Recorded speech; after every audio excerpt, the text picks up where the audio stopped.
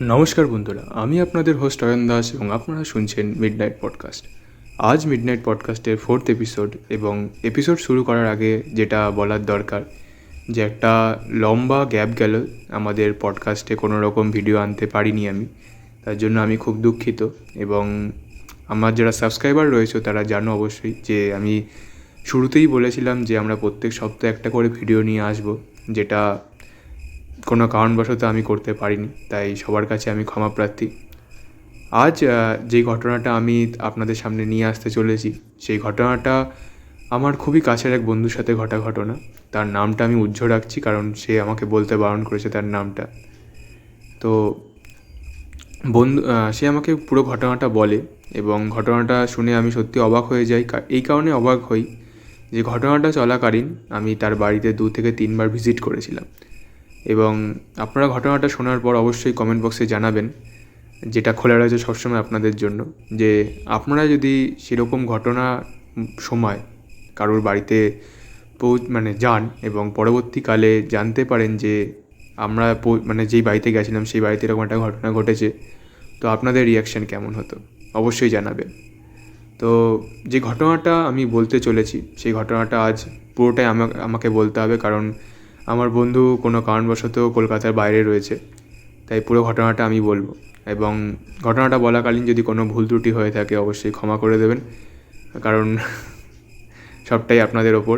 তো বেশি কথা বলবো না, হাতের সামনে যদি কোনো হেডফোন থাকে অবশ্যই নিয়ে নেবেন, কারণ গল্পে ভয় তো রয়েছে।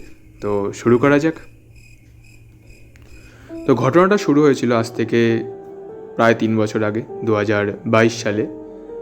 এবং যে ঘটনাটা আমি বলবো সেই ঘটনাটা সম্পূর্ণ আমার হইতে আমি বলে চলেছি, আপনারা আশা করি ভালো লাগবে আপনাদের। তো ঘটনাটা হয়েছিল 2022 সালে, 3 বছর আগে। আমি আমাদের ফ্যামিলিতে আমি, আমার বোন এবং আমার মা বাবা, আমরা 4 জন থাকি। আমাদের যে পুরনো বাড়িটা ছিল সেই বাড়িটা আমার বাবা বিক্রি করে দেয় এবং আমরা একটা নতুন ফ্ল্যাটে শিফট করি। আচ্ছা, এখানে বলা হলো না, আমাদের বাড়ি হচ্ছে রামরাজাতলা। যারা হাওড়া বা হাওড়ার আশেপাশের অঞ্চলে থাকো তারা রামরাজাতলা জায়গাটাকে খুব ভালো মতোই চিনবে। তো সেখানেই আমরা থাকতাম, এবং আমাদের যে পুরনো বাড়ি ছিল সেটা আমার বাবা বিক্রি করে দেয়, এবং আমরা যেখানে থাকতাম তার থেকে মোটামুটি 15-20 মিনিটের দূরত্বে একটা নতুন ফ্ল্যাট হয়েছিল বছর 2 আগে। সেখানেই আমরা নতুন ফ্ল্যাট কিনি। ফ্ল্যাটের যে ওনার ছিল তার সাথে আমার বাবার পুরনো জানাশোনা ছিল, যার ফলে খুব কমের মধ্যেই আমরা একটা নতুন ফ্ল্যাট পেয়ে যাই।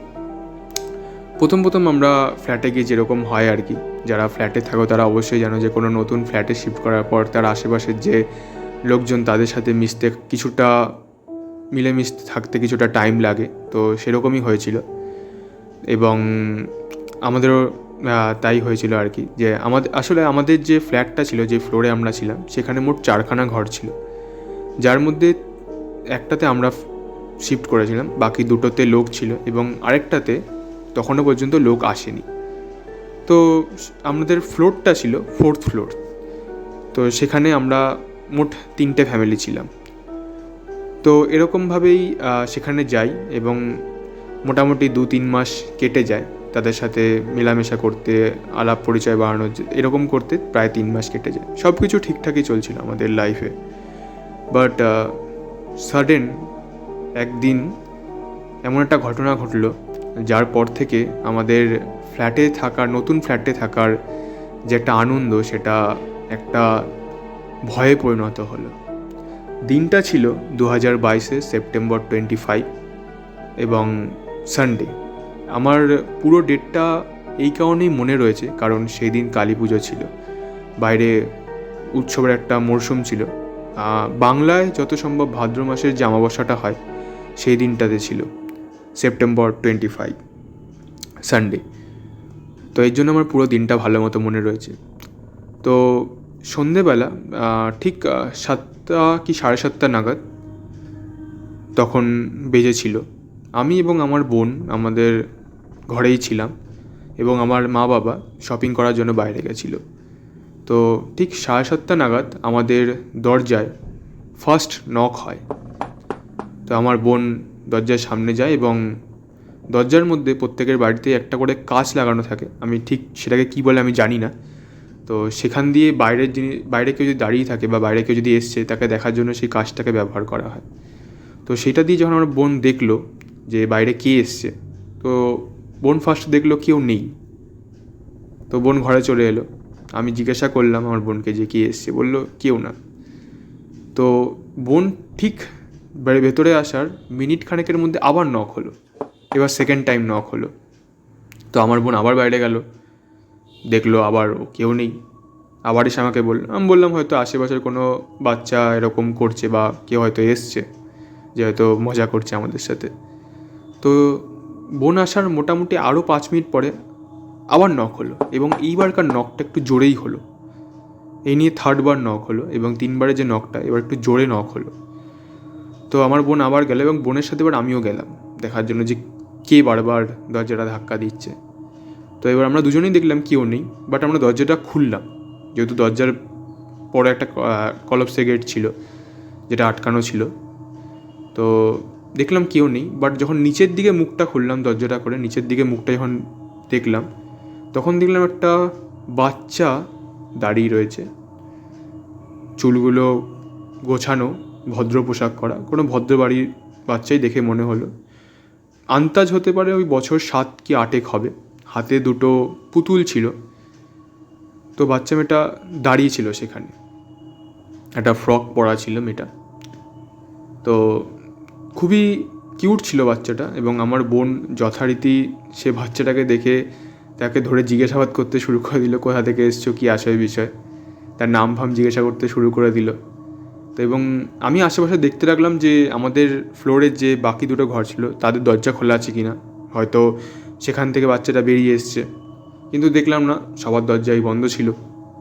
তো বাচ্চাটাকে অনেক জিজ্ঞাসাবাদ করার পরও বাচ্চাটা কোনো রকম উত্তর বা কোনো কথাই বলছিল না। তো আমি বাধ্য হয়ে আমাদের প্রতিবেশী যারা ছিল তাদের বাড়িতে গেলাম, তাদের ঘরের সামনে গেলাম, তাদেরকে জিজ্ঞাসা করলাম যে আপনাদের ঘর দিয়ে কোনো বাচ্চা বেরিয়ে এসছে কি না। তো তারা বললো যে না, কোনো বাচ্চা তো এরকম নেই, কোনো বাচ্চা মেয়ে তো এরকম আসেনি আমাদের বাড়িতে বা বেরিয়ে যায়নি।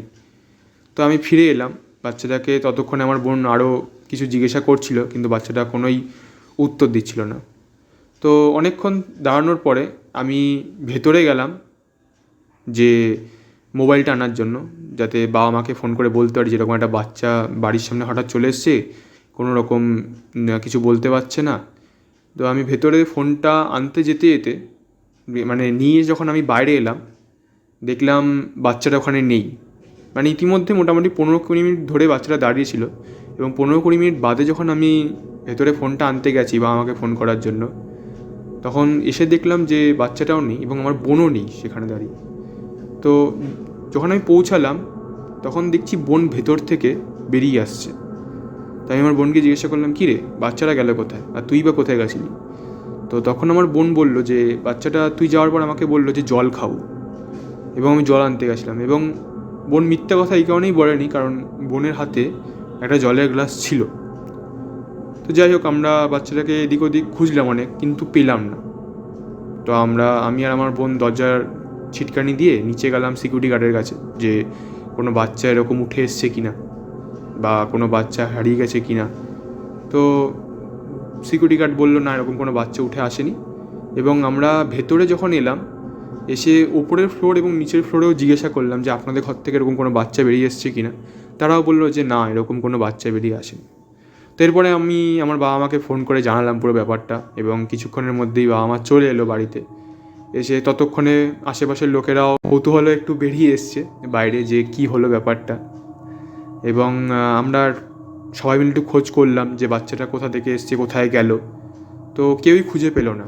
এবং যখন আমার বাবা গিয়ে সিকিউরিটি গার্ডের কাছে সিসিটিভি ক্যামেরাটা চেক করতে বলল, তো সিঁড়ির মধ্যে সিসিটিভি ক্যামেরা থাকে, তো সেখানে যখন চেক করলো সেখানেও কোনো বাচ্চা উঠে এসছে বা নিচে নেমে গেছে এরকম কোনো ফুটেজ সিকিউরিটি গার্ড পেল না। তো যথারীতি হয়তো সবাই ভাবলো যে আমরাই হয়তো ভুল দেখেছি, বা কোথাও হয়তো, কারণ যেহেতু বাচ্চাদের কোনো কেউই দেখেনি এবং কারোর বাড়ি থেকেই আসেনি, সিসিটিভি ক্যামেরাতেও কোনো রকম ফুটেজ নেই বাচ্চাটার, তো হয়তো আমরাই ভুল দেখেছি।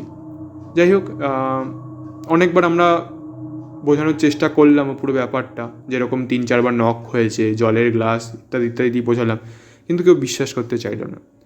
তো সেই দিনকার মতো সবাই আমরা যে যার বাড়িতে চলে গেলাম এবং পুরো ব্যাপারটা ওখানেই তখনকার মতো শর্ট আউট হয়ে গেছিলো। তো এই ঘটনাটার পর মোটামুটি 2-3 দিন কেটে গেছে। 2-3 দিন কাটার সানডে হয়েছিল এই ঘটনাটা। 3 দিন বাদে ওয়েডনেসডে বুধবার কি বৃহস্পতিবার নাগাদ থেকে যে ঘটনাটা শুরু হলো আমাদের জীবনে, সত্যি কথা বলতে যে ওখানকার যে একটা হাসি খুশি পরিবেশ ছিল সেটা একটা ভয়ের পরিবেশে তৈরি হয়ে গেল আমাদের লাইফে। তো ঘটনাটা হয়েছিল বুধবার দিন সকালবেলা। আমার বোন কিছু নোংরা আমাদের বাড়ির ঘরের বাইরে, দরজার বাইরে একটা ডাস্টবিন ছিল, সেই ডাস্টবিনে ফেলার জন্য যায়। এবং যখন ডাস্টবিনে নোংরাগুলো ফেলতে যায় তখন ডাস্টবিনের ভেতরে, ডাস্টবিনটা যেহেতু বন্ধ ছিল, ডাস্টবিনের ভেতরে একটা পুতুল দেখতে পায়। সেই পুতুলটা যেটা ওই বাচ্চা মেয়েটার হাতে ছিল, আমি বলেছি কিনা জানি না, কিন্তু বাচ্চা মেয়েটার হাতে দুটো পুতুল ছিল। সেই পুতুলের মধ্যে একটা পুতুল ওখানে পড়েছিল এবং আমার বোন তৎক্ষণাৎ পুতুলটাকে তুলে নিয়ে এসে আমাকে দেখায় যে দেখ। কেউ তো তখন বিশ্বাস করছিল না, কিন্তু এই দেখ, এই পুতুলটাই হাতে ছিল। আমি বললাম হ্যাঁ ঠিকই তো, এই পুতুলটাই তো হাতে ছিল। এবং আমার মা বাবাকেও সেই পুতুলটা দেখায় আমার বোন নিয়ে গিয়ে। তো আমার বাবা বলে যে দেখ, হয়তো অন্য কোনো বাচ্চা ফেলে গেছে বা তোরই কোনো পুতুল হবে। তখন আমার বোন বললো যে না, এরকম তো কোনো পুতুল আমার কাছে নেই। এবং পুতুলটা বর্ণনা আমি পরে দেবো, কারণ পুতুলটা যেরকম ছিল খুবই নর্মাল একদম, তার বর্ণনাটা আমি পরে দিচ্ছি। তো পুতুলটাকে নিয়ে আসে, তো বাবা বলে যে তোর যখন না, তুই বাইরে ফেলে দে, নিয়ে চলে যাবে নোংরা, যারা তুলতে নিয়ে আসে ডাস্টবিনের নোংরা তারা নিয়ে চলে যাবে। তো আমার বন্ধু তাই করলো, পুতুলটাকে ফেলে দিয়ে এলো। সকালটা পেরিয়ে গেল। বিকালবেলা বোন কলেজ থেকে ফিরে এলো। ফিরে আসার পর বোন যখন নিজের আলমারি খুলে জামা কাপড় বের করতে গেছে, তখন দেখছে জামা কাপড়ের আলমারির ভেতরে সেই পুতুলটা। এটা একটা অবাক করার বিষয় ছিল এবং তৎক্ষণাৎ ও আমাকে, আমার মাকে ডাকে। আমার বাবা সেই মুহূর্তে বাড়িতে ছিল না, ডাকে এবং আমরাও দেখি যে সত্যিকারের পুতুলটা ওর ওয়ার্ড্রপে যে আলমারি ছিল, জামা কাপড়ের আলমারি, ওর পার্সোনাল আলমারি রয়েছে, সেখানে পুতুলটা রয়েছে। এটা খুবই আশ্চর্যজনক একটা ছিল যে ও বলছে যে আমি তো পুতুলটা বাইরে ফেলে দিয়ে এসেছি। তা আমার মা প্রথমে বলেছিল যে হয়তো তুই ভুলে রেখে দিয়েছিস, বলছে না আমি পুতুলটা বাইরে ফেলে দিয়ে এসেছি। তো পুতুলটা ওখানে ছিল এবং এরপর থেকেই আসল ঘটনাটা শুরু হয়। তো পুতুলটা ও ওখানে দেখে, পুতুলটাকে এবার ও বাইরে বের করে নিয়ে আসে এবং আমার বাবা যখন বাড়িতে ফেলে তখন বাবাকেও দেখায় পুতুলটা, যে এরকম এরকম পুতুলটা আবারও কী করে এলো ভেতরে। তো যেহেতু আমরা এখন 21st সেঞ্চুরিতে বসবাস করছি, তো এই সমস্ত জিনিস এটা অন্ধবিশ্বাস হিসেবে লাগে। তো আমরা আবার পুতুলটাকে বাইরে ফেলে দিয়ে আসি। এবার বাবা নিজে গিয়ে ফেলে দিয়ে আসে বাইরে, একদম রাস্তায় ডাস্টবিনের মধ্যে, নোংরা জায়গার মধ্যে। যাই হোক, সেইবার তখন ফেলে দিয়ে আসে। তো আমরা খেয়ে দিয়ে যে যার মতো ঘরে গিয়ে শুয়ে পড়ি এবং সেই দিন রাত্রের থেকে শুরু হয় এক একটা ঘটনা।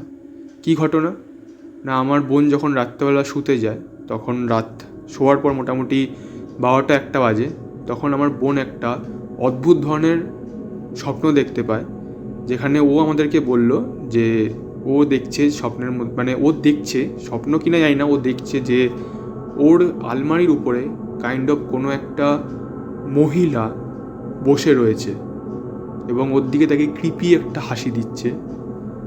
ওর খাটের পাশে যে ল্যাম্পটা ছিল, সেই ল্যাম্পের মধ্যে ছোট্ট একটা বাচ্চা বারবার সুইচ অন করছে, সুইচ অফ করছে, সুইচ অন করছে, সুইচ অফ করছে এবং ওইটা দেখে এতটাই ভয় পেয়ে যায় এবং ও চিল্লে ওঠে এবং আমরা সবাই মিলে সেখানে যাই, ও আমাদের পুরো ঘটনাটা বলে। ঠিক আছে, তো আমরা বলি যে হয়তো তুই এই জিনিসটা নিয়ে একটু বেশিই ভাবছিস, তার ফলে এরকম স্বপ্ন দেখতে পাচ্ছিস। ঠিক আছে, সেকেন্ড ঘটনাটা ঘটে আমার মায়ের সাথে। তার 2 দিন পরে আমরা কেউই তো সেদিন বাড়িতে ছিলাম না। আমি আমার কাজে গেছিলাম, আমার বোন কলেজ গেছিলো এবং আমার বাবা অফিসে গেছিলো। মা রান্না করছিল রান্নাঘরে।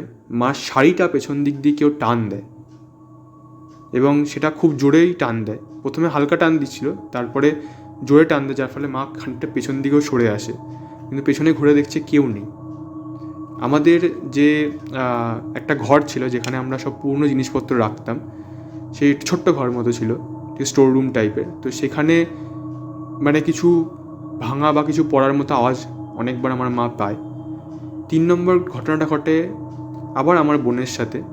আমার বোন একদিন আলমারি খুলতে যাবে, ঠিক আছে, মানে যেই খুলেছে দেখছে একটা লোক, খুবই মানে বিকট দেখতে একটা লোক, হাতে একটা না দাঁড়িয়ে রয়েছে, এবং ও ওটা দেখে একদম পুরো পেছন দিকে ছিটকে আসে, এবং ছিটকে আসে ওর পেছনে খাটের মধ্যে ওর মাথাটা লাগে এবং মাথাটা ফুলে গেছিলো। তো তারপর থেকে আমার বোনের খুবই মানে অবস্থা খারাপ ছিল, জ্বর ঠর হয়ে গেছিলো।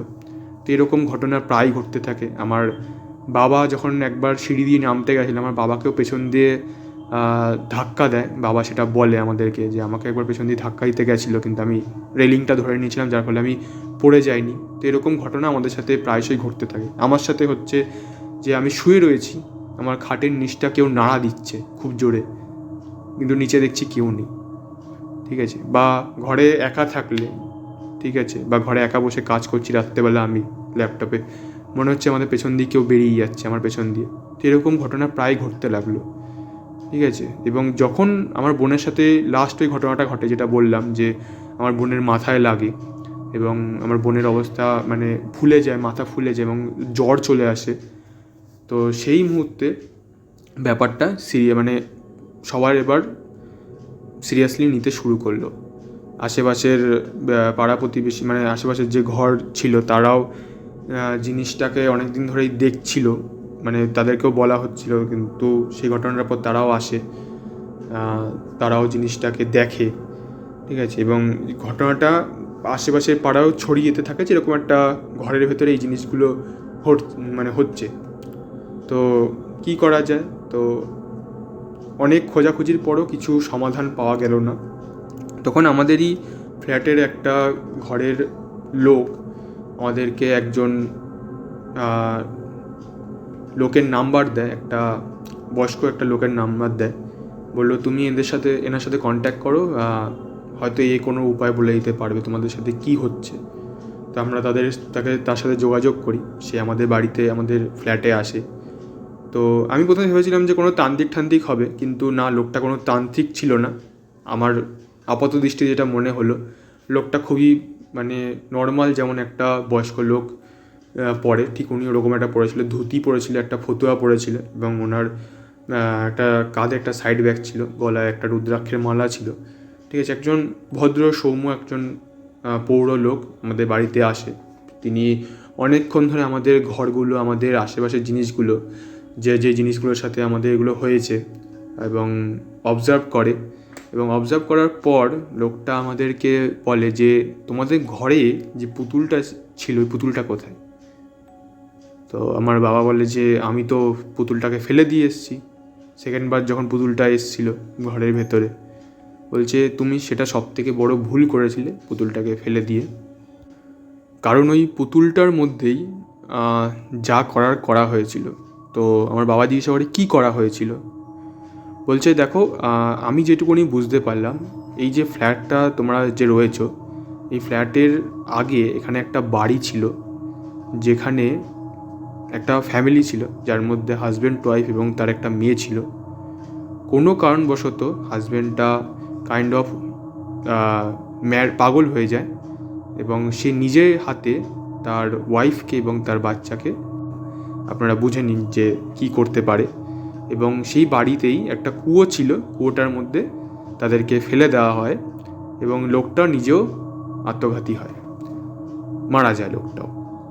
তো তারপর থেকে তাদের স্পিরিট এখানে ঘোরাঘুরি করছে, বাট তাদের নিয়ে সমস্যা নেই, কারণ যে বাচ্চা মেয়েটা এবং তার যে মা ছিল, তারা যে রয়েছে, এবং তার সাথে তার হাজব্যান্ডের স্পিরিটটাও রয়েছে, তাদেরকে ফোর্থ একটা এন্টিটি কন্ট্রোল করছে, যে পুরো তোমাদের এই যে ইলিউশনগুলো, তোমাদের সাথে যে ঘটনাগুলো হচ্ছে, তার পেছনে দায়ী রয়েছে। কারণ সেই যে 3টে স্পিরিট রয়েছে, ওরা মরার পরে ওদের কোনো রকম ক্রিয়া করা হয়নি, কোনো সাধ্য শান্তি করা হয়নি, ওদের স্পিরিটের মুক্তির জন্য কোনো ব্যবস্থা করা হয়নি, যার ফলে ওরা এখানেই ছিল। এবং পরে যখন এই ফ্ল্যাটটা বানানো হয় তখন পুরো মাঠ করে দিয়ে কুয়োটাকে বুঝিয়ে দিয়ে, কুয়োটা যে ছিল ওটার মধ্যে বুঝিয়ে দিয়ে ওই ফ্ল্যাটটা তৈরি করা হয়। তো যার ফলে এই জিনিসটা হচ্ছে, এবং ওদের তিনজনকে একটা স্পিরিট কন্ট্রোল করছে, যে খুবই মানে বাজে একটা স্পিরিট, খুবই একটা পাওয়ারফুল স্পিরিট, যে পুরো এই তিনটে স্পিরিটকে কন্ট্রোল করে তোমাদেরকে আহত করার চেষ্টা করছে। ঠিক আছে, প্রথমে তোমাদেরকে ভয় দেখানোর চেষ্টা করেছিল, বাট লাস্ট যে ঘটনাটা ঘটে ওটা তোমাদের ডাইরেক্টলি তোমার মেয়েকে কোনো ক্ষতি করার চেষ্টা করেছিল, কিন্তু কাইন্ড অফ করতে পারেনি। ঠিক আছে, ওই যে ভালো দুটো স্পিরিট ছিল, ওই মেয়ে আর মাটা, তারা কাইন্ড অফ তোমার মেয়েকে প্রোটেক্ট করেছে, যার ফলে অল্পের ওপর দিয়ে তোমার মেয়ে বেঁচে গেছে, অল্পের ওপর দিয়ে ক্ষতি হয়েছে। তো আমার বাবা জিজ্ঞাসা করলো তাহলে উপায় কী আছে।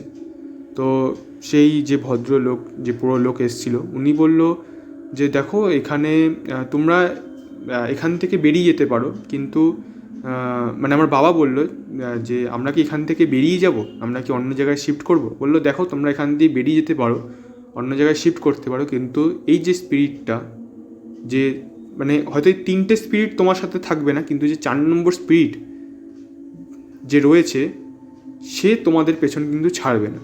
তো বললো সেখানে তুই বাঁচার উপায় কী।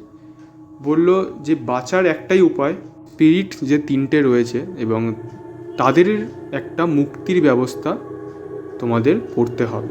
তারা যদি মুক্তি পেয়ে যায়, যে ফোর্থ যে স্পিরিটটা রয়েছে কাইন্ড অফ কোনোভাবে তাদের কন্ট্রোল করছে, কারণ তারা যেহেতু মানে ঘুরে বেড়াচ্ছিলো এদিক ওদিক, তাদের সাধ্য শান্তির কোনো ব্যবস্থা করা হয়নি, যার ফলে ওই যে বাজে স্পিরিটটা তাদেরকে কন্ট্রোল করছে। তারা যদি মুক্তি পেয়ে যায়, বাজে স্পিরিটটা অটোমেটিকলি কোনো স্পিরিট না পেয়ে ও বেরিয়ে যাবে।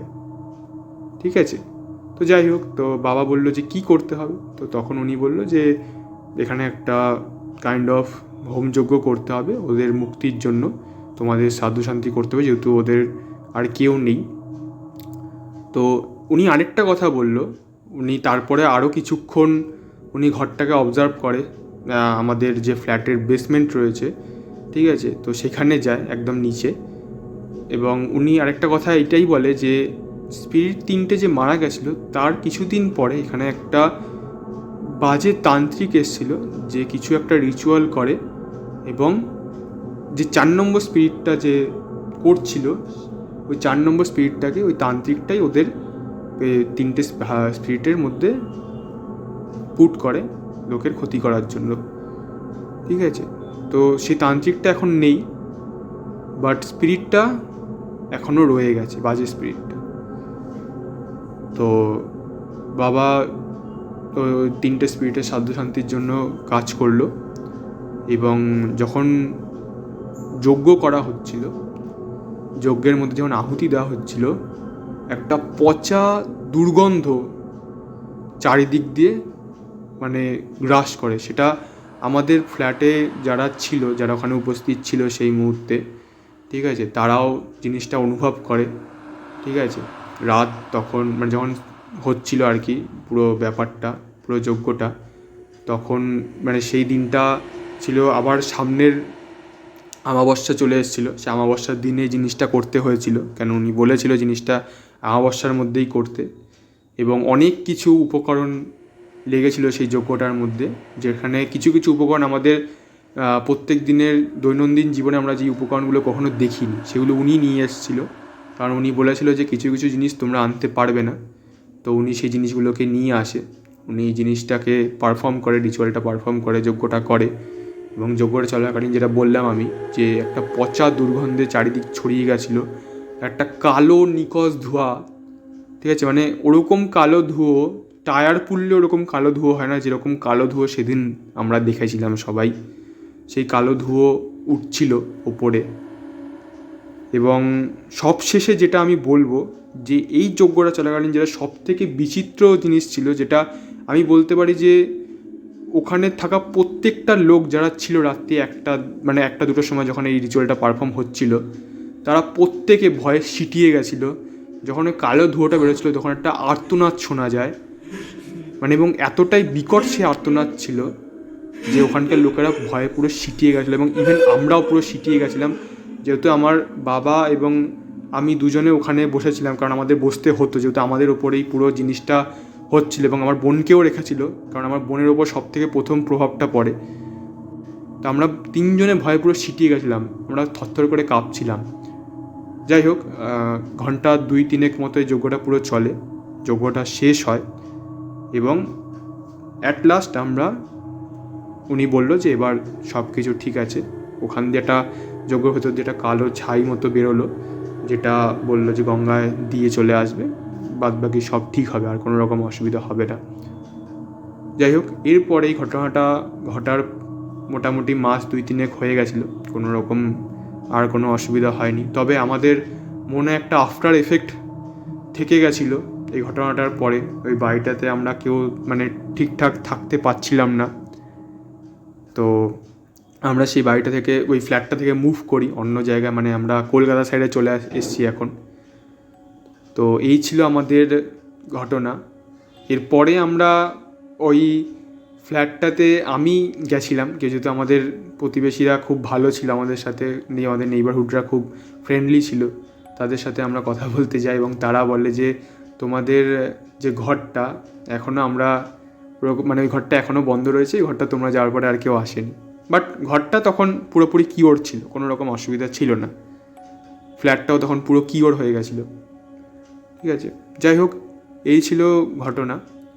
তো এবার আমি আমার ভয়েসে ফিরে আসি, যে এতক্ষণ যে ঘটনাটা শুনলেন সেটা আমার বন্ধুর সাথে ঘটা ঘটনা।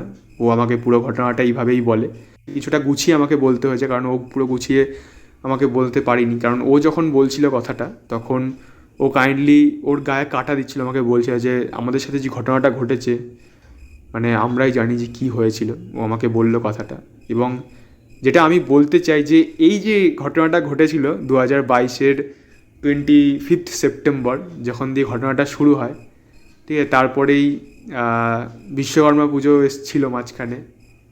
তখন আমি 2-3 বার সেই টাইমে ওদের বাড়িতে গেছিলাম, বাট আমি কিছু বুঝতে পারিনি।